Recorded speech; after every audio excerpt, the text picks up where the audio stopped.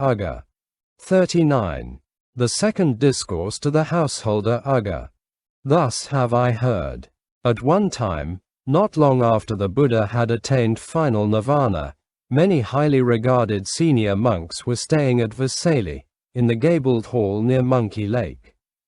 At that time, the householder Ugga was performing a lavish almsgiving for those who had come from afar, for those on a journey, for the ill, and for those who were looking after the ill. He was also regularly preparing porridge and meals for the monastery keepers, regularly inviting groups of 20 from the monastic community for food, and offering food to the assembly of monks every 5 days. Alms-giving on such a lavish scale is like a ship, which, while returning with a full load of cargo worth hundreds and thousands, suddenly sinks and is lost. An assembly of many highly regarded senior monks heard that the householder Ugga was performing such a lavish almsgiving for those who had come from afar, for those on a journey, for the ill, and for those who were looking after the ill, while also regularly preparing porridge and meals for the monastery keepers, regularly inviting groups of 20 from the monastic community for food, and offering food to the assembly of monks every 5 days. Hearing about this, they discussed it together thus. Good friends, who could go and talk to the householder Ugga, saying, "Householder, please stop. Do not perform such almsgiving again. Later you yourself will understand why." They had this thought. Venerable Ananda was the Buddha's attendant. He received the world-honored one's teachings and was praised by the Buddha and by his wise companions in the holy life. Venerable Ananda should go and talk with the householder Ugga, saying, "Householder, please stop. Do not perform such almsgiving again. Later you yourself will understand why. Good friends, let us together go to Venerable Ananda and tell him about this matter." Then the assembly of many highly regarded senior monks went to Venerable Ananda.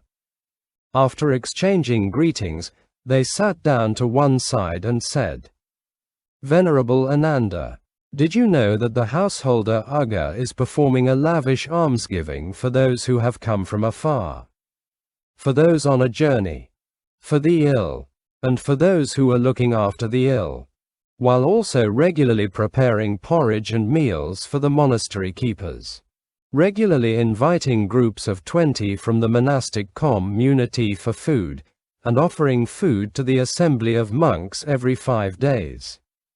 Almsgiving on such lavish scale is like a ship, which, while returning with a full load of cargo worth hundreds and thousands, suddenly sinks and is lost."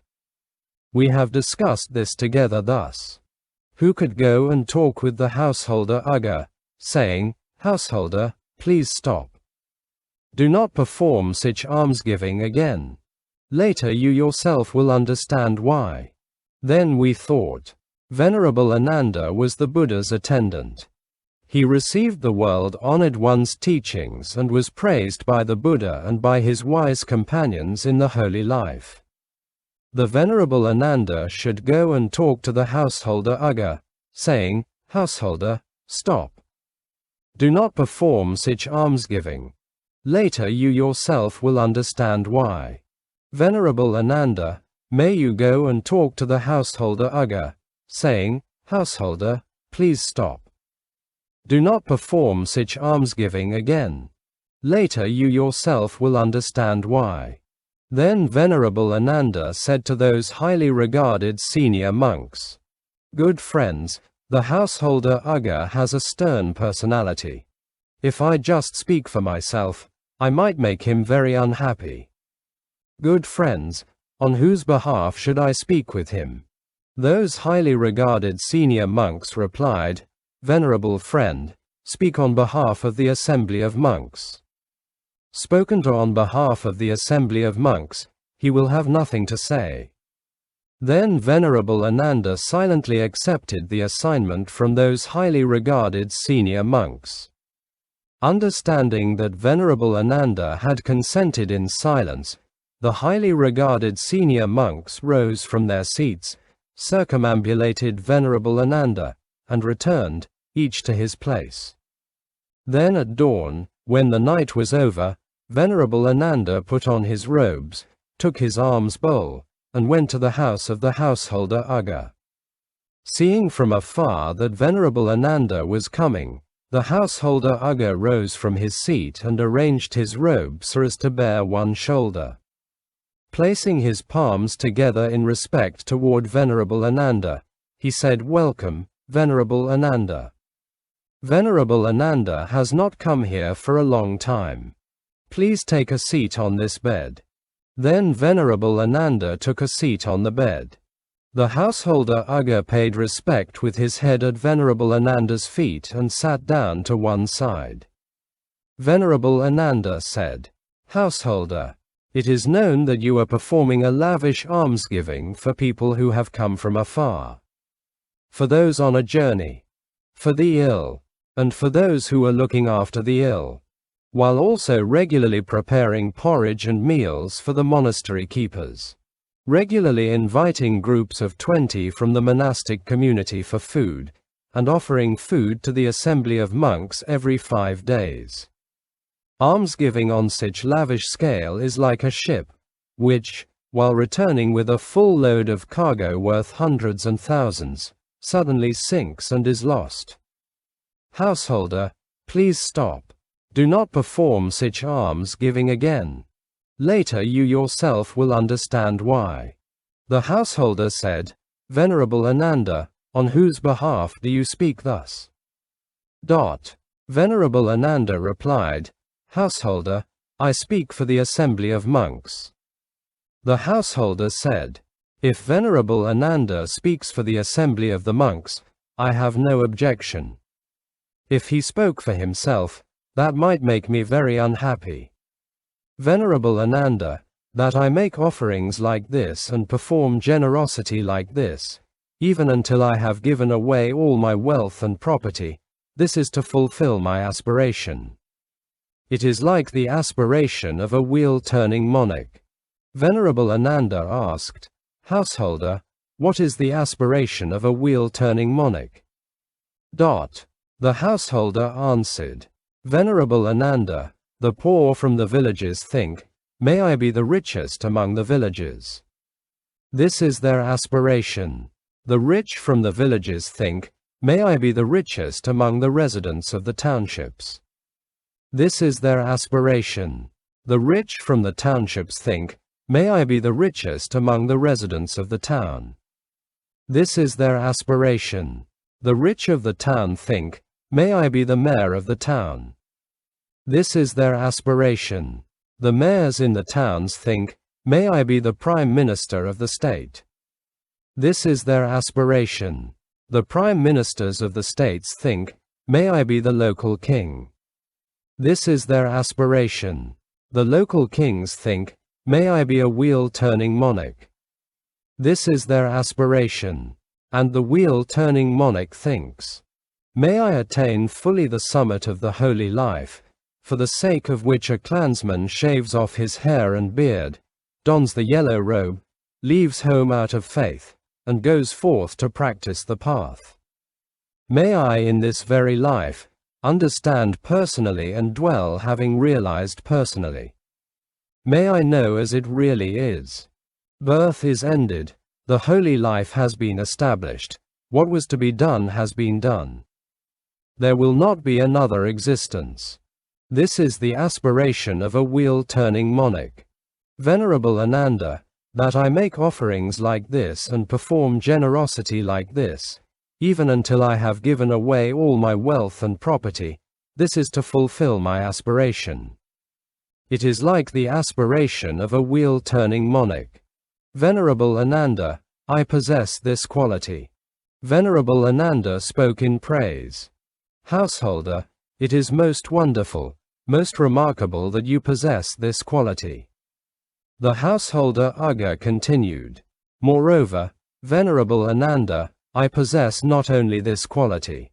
Venerable Ananda, when I visit a monastic dwelling, as soon as I see a monk I make obeisance to him. If he is practicing walking meditation, I follow him in practicing walking meditation. If he is seated, then I sit to one side and, having sat down, I listen to the Dharma. That Venerable One teaches the Dharma to me, and I also teach the Dharma to that Venerable One.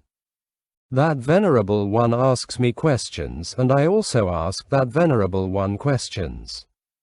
That Venerable One answers me, and I also answer that Venerable One.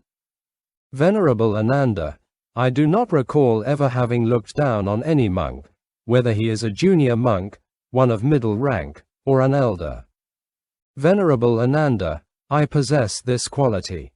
The Venerable Ananda spoke in praise. Householder, it is most wonderful, most remarkable that you possess this quality. The householder Ugga continued. Moreover, Venerable Ananda, I possess not only this quality. Venerable Ananda, when I offer alms to the assembly of monks, a deity in the sky informs me thus. Householder, this one is an arahant.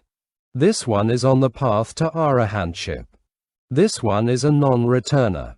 This one is on the path to non-returning. This one is a once-returner. This one is on the path to once-returning. This one is a stream enterer. This one is on the path to stream entry. This one is diligent. This one is not diligent. However, Venerable Ananda, I do not recall that, when I make offerings to the assembly of monks, I have ever discriminated among them. Venerable Ananda, I possess this quality. Venerable Ananda spoke in praise. Householder, it is most wonderful, most remarkable that you possess this quality. The householder Ugga continued. Moreover, Venerable Ananda, I possess not only this quality. Venerable Ananda, when I make offerings to the assembly of monks, a deity in the sky informs me thus. Householder, there is the Tathagata, free from attachment, fully awakened. The teaching of the world-honored one is well proclaimed. The community of nobles of the Tathagata is progressing well in the practice. Not out of faith in that deity's words, nor out of delight in his words, nor because of having heard it from him, but instead by my own purified knowledge I know.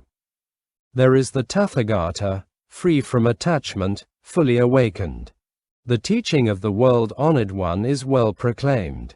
The community of nobles of the Tathagata is progressing well in the practice. Venerable Ananda, I possess this quality. Venerable Ananda spoke in praise. Householder, it is most wonderful, most remarkable that you possess this quality. The householder Ugga continued. Moreover, Venerable Ananda, I possess not only this quality. Venerable Ananda, I have abandoned desire, am separated from evil and unwholesome states. I dwell having attained the fourth meditative absorption. Venerable Ananda, I possess this quality. Venerable Ananda spoke in praise. Householder, it is most wonderful, most remarkable that you possess this quality. Then the householder Ugga said, May Venerable Ananda please take his meal here. For the householder Ugga's sake, Venerable Ananda accepted the invitation by remaining silent. Understanding that Venerable Ananda had accepted his invitation by remaining silent, the householder Ugga rose from his seat, and personally prepared water for washing. With his own hands he prepared assorted pure and tasty dishes to eat, savor, and digest, making sure there was enough to eat. After Venerable Ananda had finished eating, put aside his bowl, and washed his hands, Ugga took a low seat and sat to one side to listen to the Dharma. Venerable Ananda taught the householder the Dharma, exhorted, encouraged, and delighted him. Having, with countless skillful means, taught him the Dharma, having exhorted, encouraged, and delighted him, Venerable Ananda rose from his seat and departed. This is what Venerable Ananda said. Having heard Venerable Ananda's words, the householder Ugga was delighted and remembered them well.